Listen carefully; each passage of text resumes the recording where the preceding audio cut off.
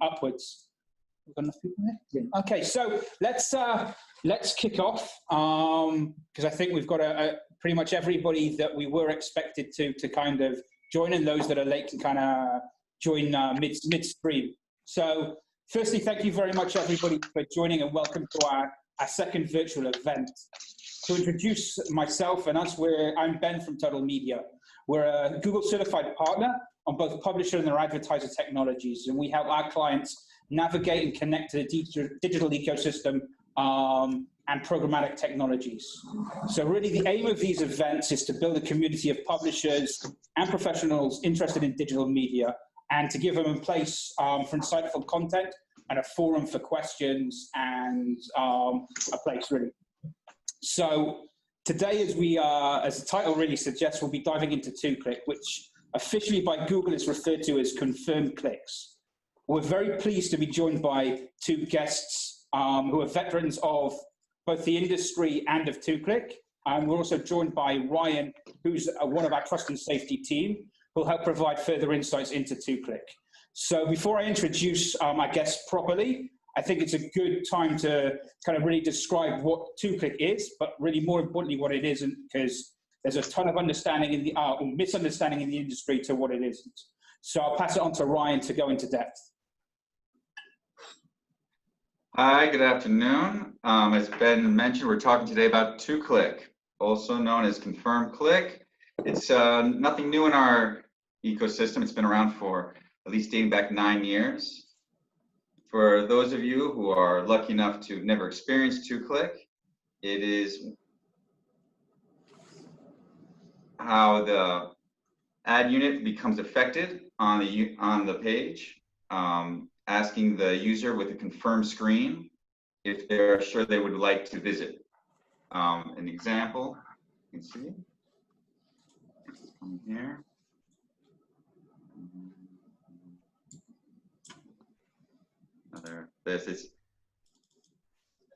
It's important to be aware that 2-click is not a policy violation. It is one of Google's initiatives that is meant to protect our ecosystem. It is there to protect the user, the advertisers, and the publishers.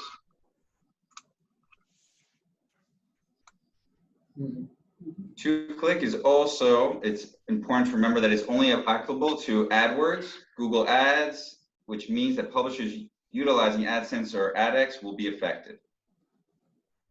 Now I'll pass you back to Ben. Thanks, Ryan. In addition to that valuable insight, really, in terms of how much 2-click affects publishers, really depends on how much a publisher's revenue is reliant on AdWords. So now that we've kind of given a high level of what 2-click is and everybody can kind of imagine it and understand it, it's really my pleasure to introduce our two guests properly. We have Angie Singh, who's a revenue operations consultant for publishers. And we have Avishai Biton, who's the CEO of Brainy, a publisher of a portfolio of sites across various different verticals. So as our last event, our format is going to be a one-to-one interview with each of our guests, peppered with questions that you've asked when registering for the thing. If we haven't covered any of the questions by the end, please feel free to reach out to our team, and I'm sure they'll be happy to answer you. So with that done, I'd like to bring up Angie. As mentioned, Angie is a revenue operations consultant who experienced 2-click while working on a large portal site for publishers, for parents. So thank you again for joining, Angie, and let's jump into your 2-click story. So really, how did you and your team first discover 2-click? Right, so hi, thanks for having me. With how did I discover 2-click? It was totally by accident. As part of my role at the publisher as a revenue operation, managing revenue operations, one of my daily tasks, or at least 3 times a week, was checking revenue that was coming in from various partners. And like most publishers, Google is a significant chunk of revenue. So Google was often one of the first things I would check. It was just really that standard checking I did that alerted me that something wasn't right, because I had noticed at least a 50% dip in revenue against our mobile inventory. It was just one ad unit, but it was very significant.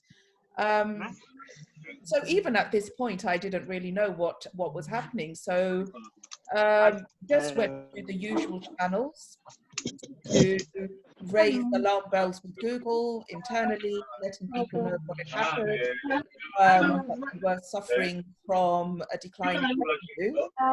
My first So how did Google kind of react to that that alarm bell when you kind of sent them the issue ticket? Initially, there was there was no straightforward answer. In all honesty, they didn't know themselves. We were lucky; we had an account manager. However, it wasn't a straight away. This is what the problem was. They said they would look into it, but they encouraged me to speak to our dev teams internally to make sure that no changes had been done that would have inadvertently affected the revenue from our mobile devices. And Dev were fairly confident that they didn't have any changes or anything that they could put their finger on what that issue might be. No, they not immediately anyway. So talk us through. So obviously Google, you sent the ticket to Google and they weren't sure what it is. So how long did it actually take you to understand exactly what that issue was? From start to finish, I would say 3 to 4 weeks. And that I've got to add, it took it may have been longer, 3 to 4 weeks with extreme pressure from many senior stakeholders from within the company.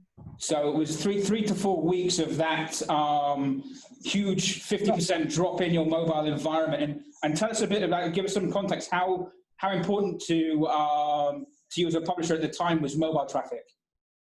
It was about between 65 to 75% of our traffic, where Google contributed about 80% or so. Yeah, it was pretty significant. So we're talking about a significant chunk of the biggest part of your revenue stream was at stake, and so clearly it was a huge issue for you guys as a publisher. So it took you kind of 2 to 3 weeks to understand that it was 2-click and there was confirm clicks. Once you had that understanding, how long did it take for you to identify what was actually causing the issue? So again, there wasn't much information coming from Google. It was really a case of they talked about 2-click. At that point, my first reaction, what does that even mean? There wasn't a lot of information. Once a few days later figured out what 2-click meant. Luckily as well, I've got to add, luckily for us, it was just one ad unit. We weren't talking multiple ad units across multiple domains. So I was focused on the one ad unit. Once I understood, which took a couple of days to understand what exactly they were talking about, we suggested our own changes. And it was literally a case of, once I realized we were being penalized or flagged for accidental clicks, we then had to make the suggestion of what we need to do, which was essentially add some padding around the ad unit so it would avoid any accidental clicks in the future. So based on how important it was to you as an organization, how long did it take for you guys to roll out that change onto the site? Because it was so significant, we literally had to put a stop on everything. And most publishers will know dev teams usually have streams of work that take them to the end of the year. So for us to get this done, which took about 48 hours, maybe 3 days at the most, I'm thinking back to when it happened, which was 2018, maybe it didn't take long because it was so significant. So we got it done within 2 or 3 days, but yeah.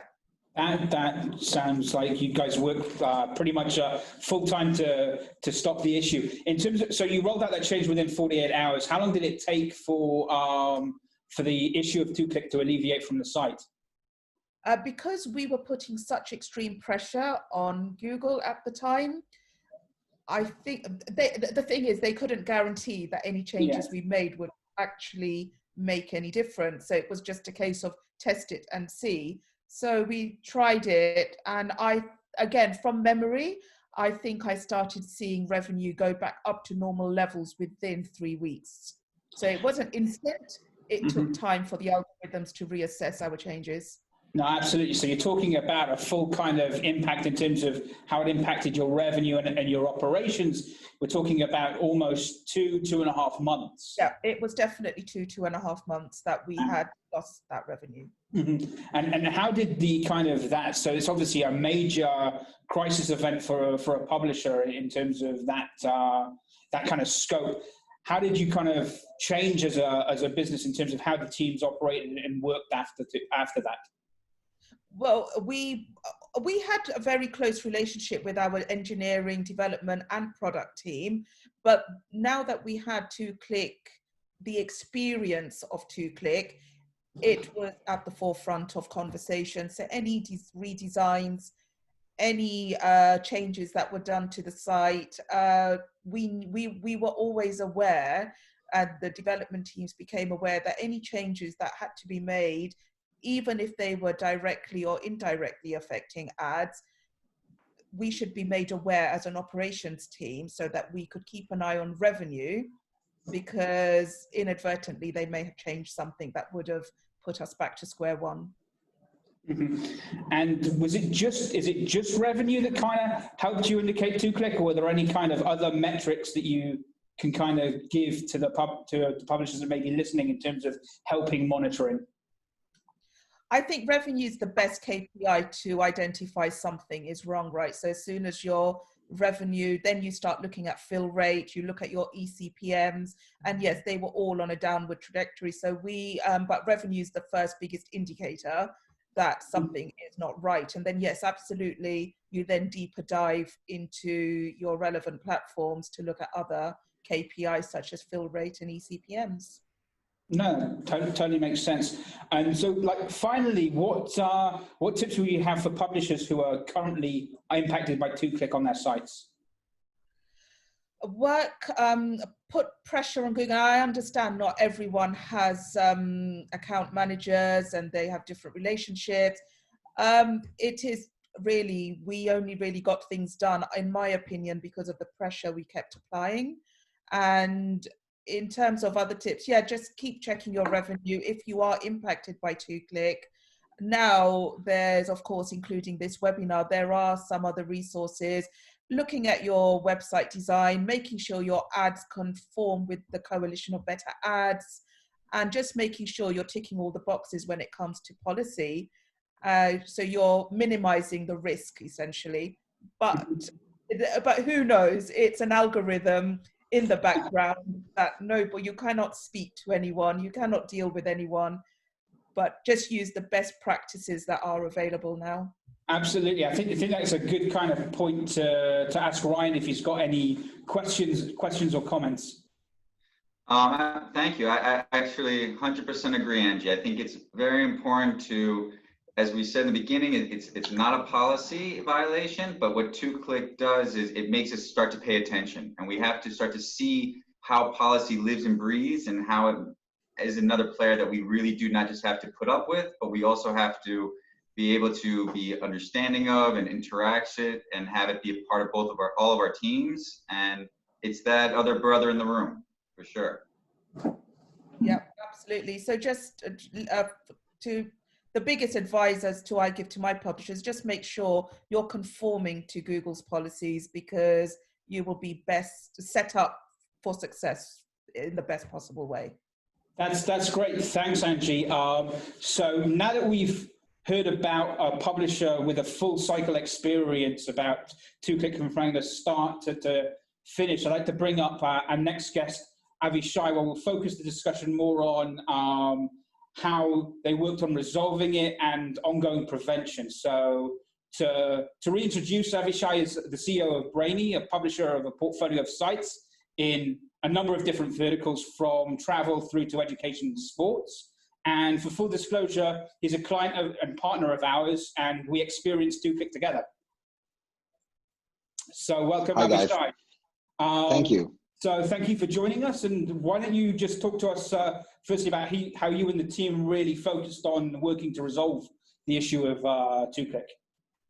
So I think it's important to kind of say how we even discovered it. We discovered it by you guys sending us kind of a routine report that CTRs have dropped. And through the investigation you guys conducted, you basically sent us a screenshot saying, hey, you are affected by 2-click. So we didn't even know that it still existed. We thought it was a thing of the past. And through your research and your investigation, we found out about it. So ever since we kind of, started to do our own research about it, we understood it's all about user experience, and we started doubling down on user experience investment on our sites. Mm-hmm.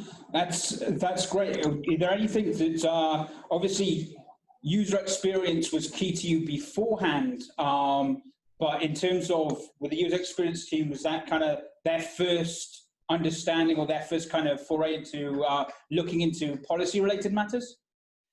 So I think the way we started was we always wanted to give the user a great experience when it came to storytelling. And we always wanted to give the user a great experience when it came to navigation. But there is the subjective way we see things as a user, as like how we think the user would act, and there is how the user actually acts. So we basically try to give multiple people to use our sites, basically doing user testing and to see if people had trouble navigating. And wherever we could, we went the extra mile. I don't think our user experience was anything less than great before we experienced 2-click, but if there's one thing we did is we went to the extreme to make it superb and like flawless, to the point where a user can go through a full story on our site with never misclicking. It will be very hard for them to ever misclick on any button. Everything is like very spacious, very crisp. We're very proud of our final results, and we keep improving from time to time. We do look back, we see metrics, and we do small tweaks, changes to keep that kind of experience. We don't want to keep our eye off the ball. No, absolutely, and that's one of the issues with confirmed clicks. Is obviously it's an algorithmic blunt tool for quite a nuanced subject of user experience and site design. So we heard from Angie that it took her really kind of almost 2.5 months to get through and to be back to normal, let's say. How long did it take you guys? So here's the thing, we basically continued business as usual. I think you kind of know we did a review after we did some changes, we shared them with you, and we're not obsessing over it. I think that our feedback from the user experience overall is good. CTRs ticked up. We don't know if they ticked up because of the changes we did or 2-click disappeared or they didn't. We kind of are living in kind of, I would say, this kind of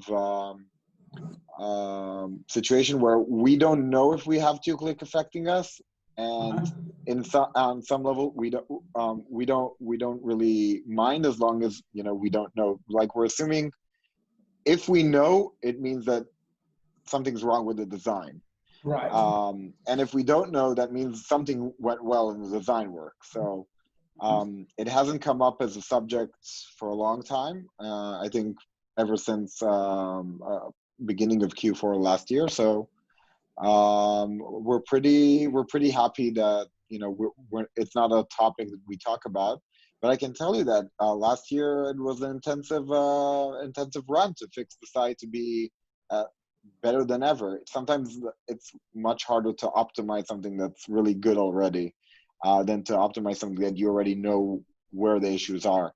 We really had to nitpick and find the issues where in the past most people would say there weren't. So absolutely.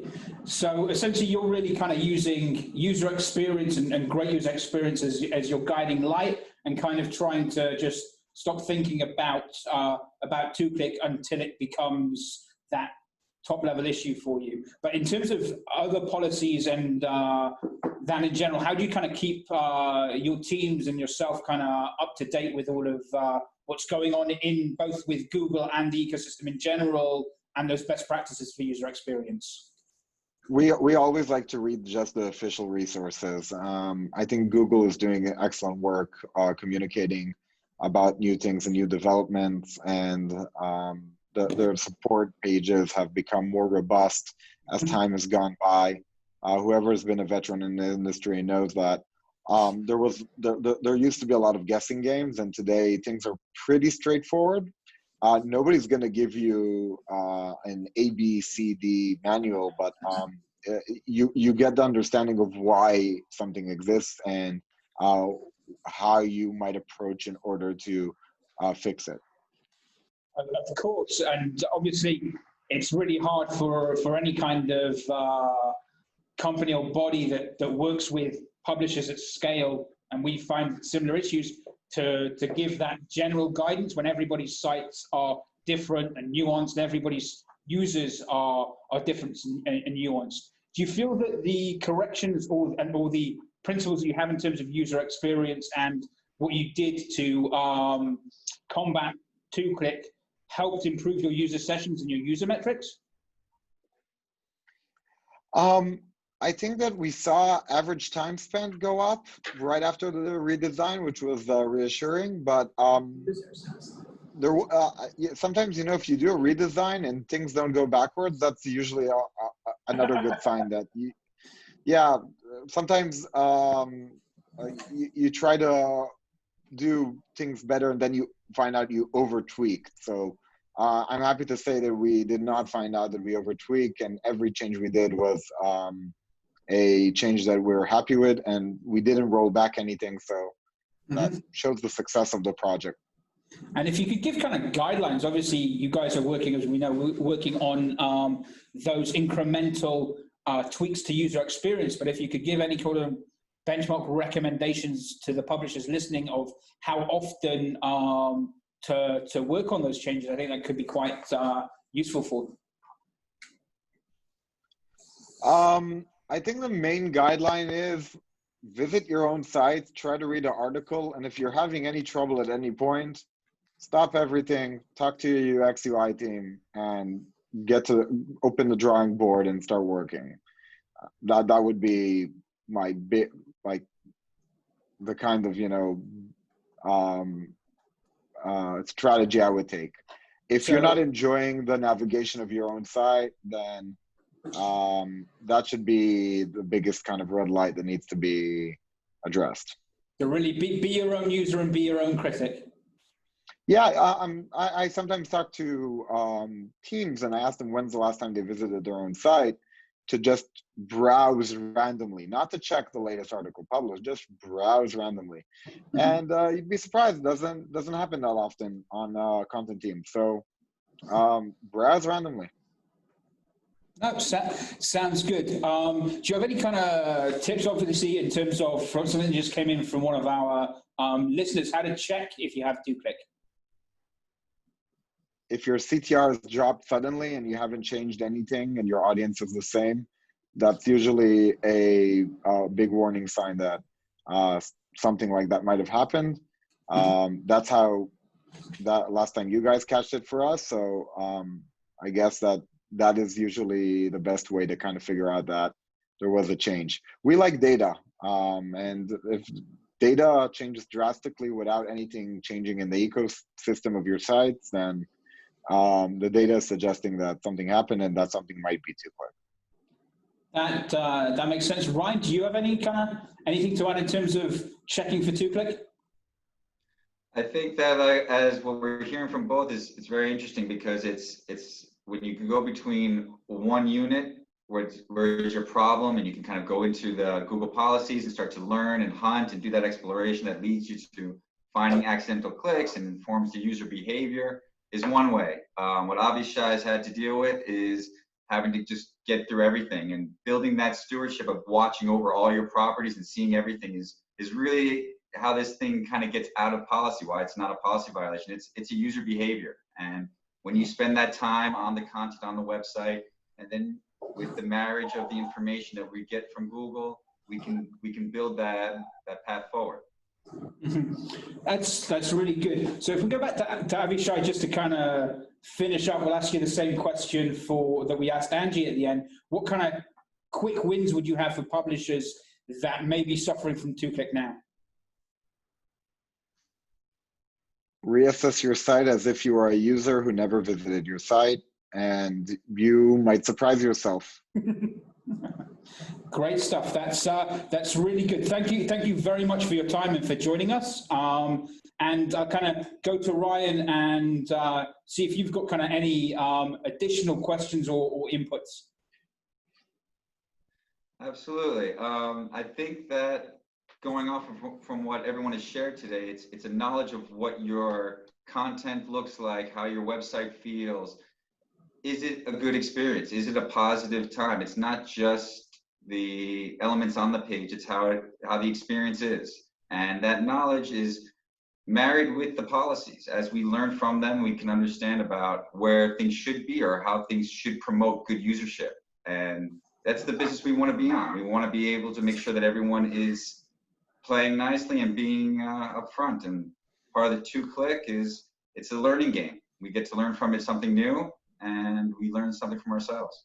Great stuff. We've got another question from one of our guests. So when 2-click is applied, is it applied to specific pages, specific users, or to an entire domain? 2-click comes in different shapes and forms. It doesn't attack one ad unit, doesn't attack any specific users, or doesn't necessarily have to be the whole domain. We've seen it come and go in different ways. It requires a approach that gets you all deep into everything that you got going on. That makes sense. And Angie, do you have anything to answer in terms of your input into those questions? Oh, here we go back. Just really echoing what Avishai and Ryan are saying. I think you've just got to keep your finger on the pulse. You've got to make sure you're on top of your stats, your data, and just picking out anything untoward, because and that's literally how I picked it up. I saw something strange with our CTRs, with our revenue, and that prompted the investigation, because it was too significant for it not to be something. Something had happened, and it was just really the data informing us. So yeah, just keep your finger on the pulse at all times. Absolutely. So obviously now you work with numbers of different publishers in your role, kind of as a consultant. Do you find that it is something front of mind for publishers? It is for the publishers I work with, because I've experienced 2-click, and I also have worked very closely, and I mean I've made myself very familiar with the better ad standards and what is required. And yeah, I agree with Avishai. I think if you are using your site as a user, you can and if it's not pleasant for you, because quite often we detach ourselves as being a user, we are looking at our own content from a different lens almost, but coming at it from a user should highlight if it's pleasant or not and what your potential users are experiencing. So, but yeah, just that really what Avishai said, I totally agree.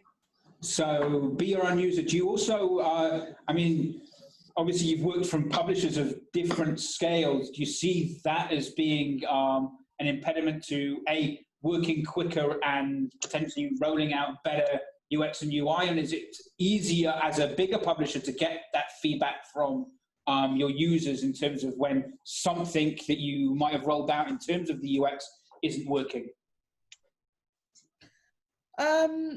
Again, if you're following the guidelines provided, because if you look at the guidelines provided in the Better Ads standard, it's all common sense stuff. You know, we know from being in the industry for many years, pop-ups were annoying.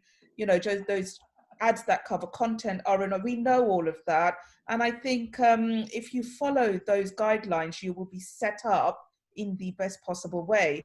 In terms of and I think anyone working with revenue and operations should be working very closely with their product teams, dev teams, and just making sure all of this is front of mind when doing any kind of work on your sites.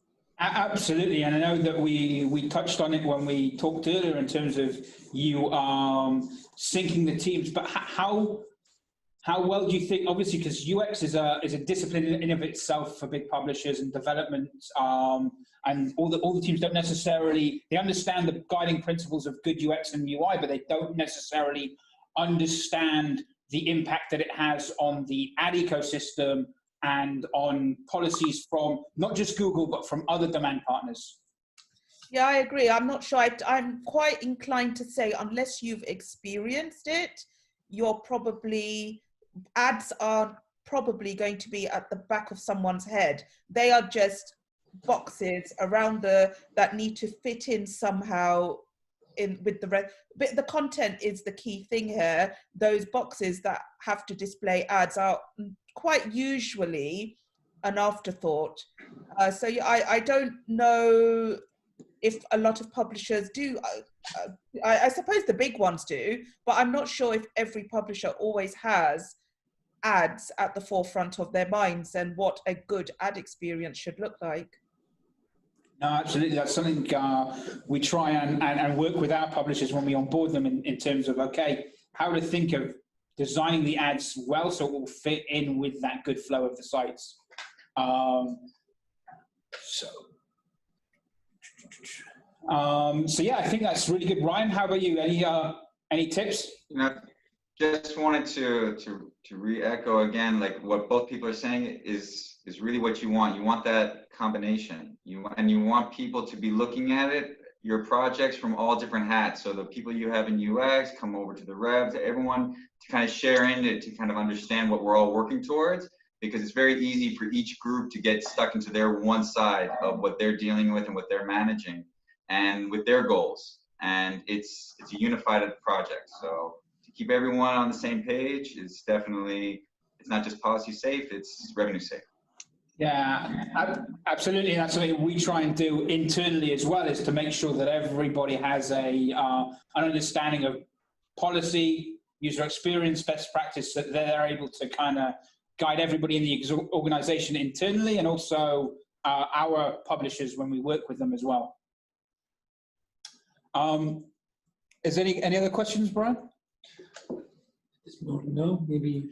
So I think we're pretty much kind of coming to the end in terms of what we've got in terms of questions and useful content. So I think it's been a really good, useful, and insightful hit into what confirmed clicks and two-click is, and it should hopefully give some publishers the tools and some insight how to discover it on their site and how to work through post-discovery in terms of getting through the issue. And a lot of it is partly to reiterate what everybody said, is it's a process. So firstly, once you've discovered that it's there, is to deep dive and see how much the impact is, see what might be impacting it, roll out those changes incrementally, and then wait, because it takes time for the algorithm to pick it up again and for everybody to come and see that it's okay. Absolutely, as I'm sure that Google will be happy for me to say, do not click on your own ads, because that's not the way to see whether you've got two-click. And really, it's something that's going to be there in the ecosystem for a long time as part of those initiatives. The algorithm may change it. Hopefully, we'll get smarter and more nuanced as we discussed, but the actual initiative will be there probably for a long time coming. So thank you once again to Abhishai and to Angie for joining us. I think your experience has been really helpful for the guests joining. Thank you for Ryan and the team that kind of helped put this together. And thank you to everybody for joining us. If you've got ideas or suggestions of what you want to hear on our next event, that would be really great. We're going to be sending out the entire video in the coming days. Great stuff. We'll be, yeah, as Brian said, we'll be packaging up the video, and we'll be posting that and sending it out to everybody that joined, for those that kind of missed bits here and there. So thank you very much for your time, everybody. Thank you. Thank you. Thank you. Have a great weekend, guys. Bye.